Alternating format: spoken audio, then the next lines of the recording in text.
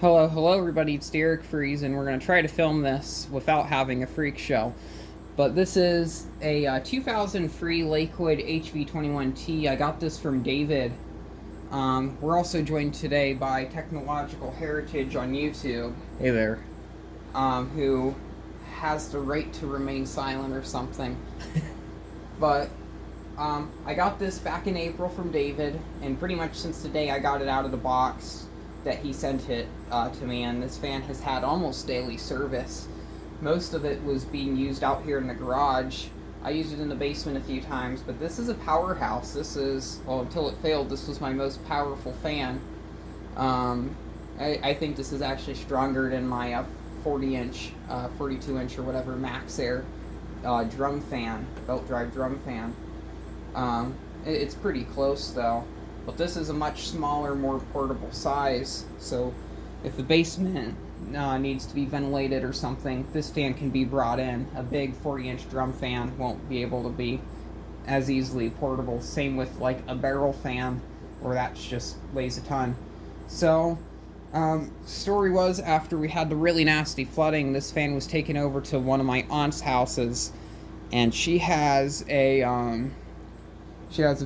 finished basement, and she had carpet damage, and this fan was down there with another high velocity fan, my Ocean Air, which is actually still there being used as we speak, to dry off the basement.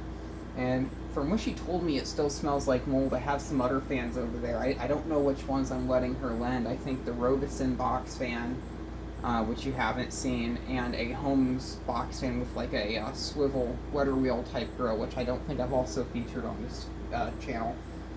But got this from David, and this fan's awesome. This was an extra one he had in his collection that he didn't need, so he parted ways with it. I believe when he got it, the motor in it was locked, so he did a full cleaning service of the motor. I think he balanced the blades or something, and tried to get a lot of the rust corrosion off the guard. And it actually still looks pretty nice. These fans are really big. They're really well made. Well, not compared to the old stuff, but for what else was being sold during the time, this was the best fan you could get, since the patents were purchased by Holmes at the time, and they were not well made. So, lended this out to my aunt, and the had a failure. I think it overheated or something. The varnish either got cracked or broke, and what happened was it started to smell really bad, smell up the basement, and she let me know about it. I went over, picked it up, I brought it over here, and I got it to run for a bit, and it smelled really bad, and I think it made a pop. We were able to get it to run a bit later, but the motor in this, it needs to be looked. I was thinking it was a capacitor issue, but if you look in the windings, there's some black windings. Yeah, it's kind of hard to see, but we're going to be tearing this apart to have a look at it. Oops. David put all new screws on this before he shipped it out to me. The screws these normally use are really, really cheap, and they tended to strip out, and the pretty much the heads, not just the heads would strip out on them, but they would also kind of strip out, like the threads themselves would strip out. These fans were marketed for commercial use, and I would kind of find that hard to believe with how cheap some of the elements are on these fans, but compared to some of the industrial grade fans that were for sale during the time, this was still probably the best fan in terms of performance. The durability is pretty good. I know the older HV18s, those things, you could drop them off of a second story deck and they would survive. There goes the grill. My hopes, if the motor's not savable, I can retrofit a Macmillan or something else into this so I can keep this going. Because before this failed, this was the fan that I used the most. Features I do like about it, besides the good air movement, is I like the detachable cord. A lot of people, they claim to hate on the detachable cord, but I find it to be a pretty nice feature for when like a cord fails or something, so I can pull the cord off of and replace the cord. Which, if this fan was being used in a commercial application, that would be a good thing, just in case if the cord is to get ran over by like a forklift or something.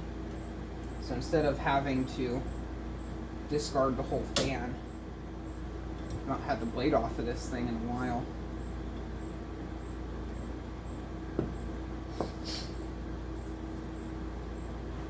I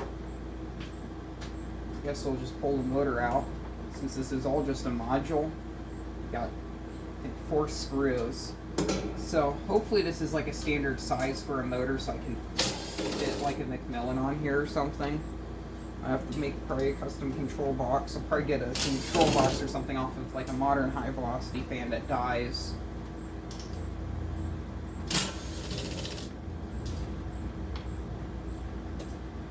I'm going to be blocking the camera while I hold the motor. This actually has a good bit of weight to it. This is all, the whole back part of the motor that's cast aluminum also holds the switches and stuff. So this is all, so that means I'll have to make a new switch panel. That's why I can't reuse this. And that's also going to make it hard to find things such as like a new stator or something for this fan. Remove this out of the frame, and then we'll get to tearing apart and doing a motor dissection.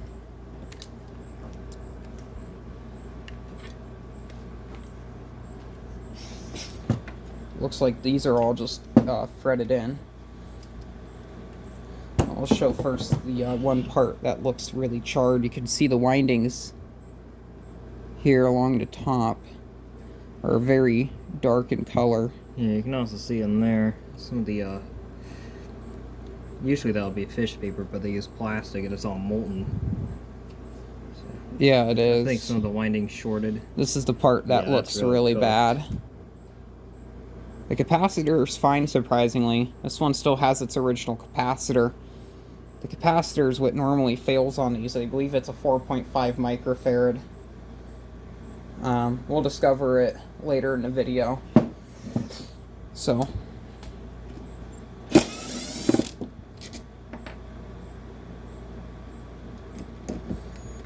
and with these fans, you have to tear the entire motor apart just to oil them, since they have the enclosed bearings.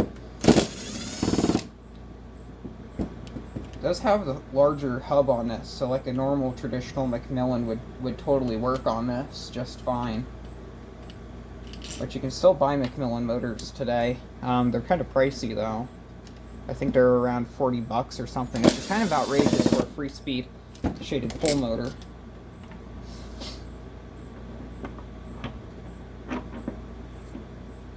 This comes apart really well.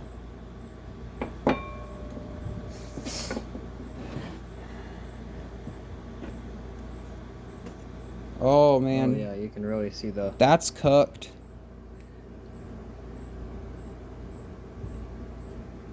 It even, the wire on it. Oh yeah, the wire binding. Yeah, that's how you know it got real hot.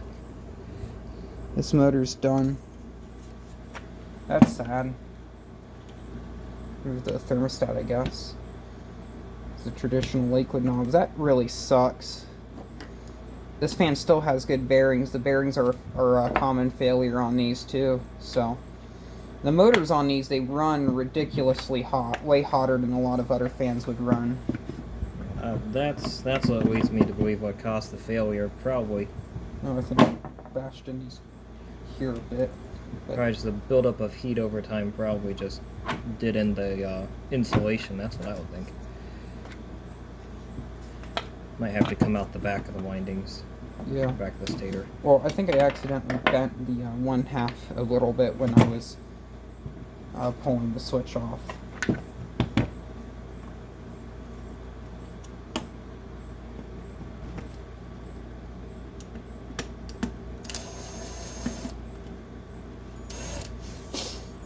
I really like kind of this one-piece design, but I also hate it at the same time. It's nice that all the cords and stuff are all contained it makes it really easy to service. But then also, it's these fans, they weren't built very well, therefore they failed prematurely.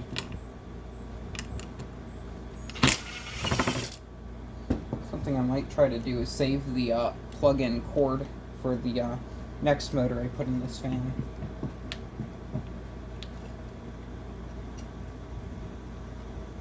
Just the oh, that's some bugs. That's convenient. The backside of it was dirty, but it wouldn't be dirty enough for it to cause failure mode.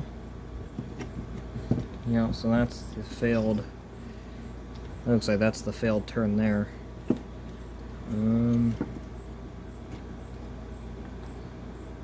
Looks like it may have been slowly failing over time. You can kind of see heat build up over these other ones too. It's kind of weird, this thermostat knob. You have to like disassemble the whole entire thermostat knob just to get the screw out. Quite strange. I like the thermostat feature on this.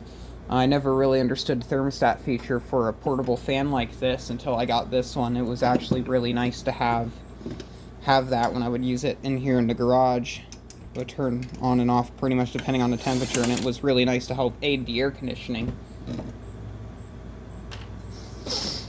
Oh jeez. So is capacitor. 8 microfarad. A bit bigger than I remembered it.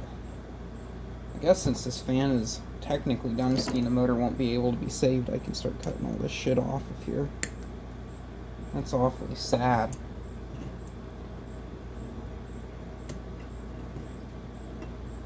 It was such a good fan.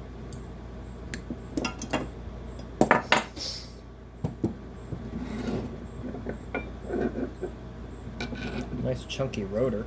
The motor itself actually seems to be of a pretty good design, at least in terms of how the like they put it together pretty good. Besides like the plastic wrapping, yeah, just all charred here. It's charred on the back end too.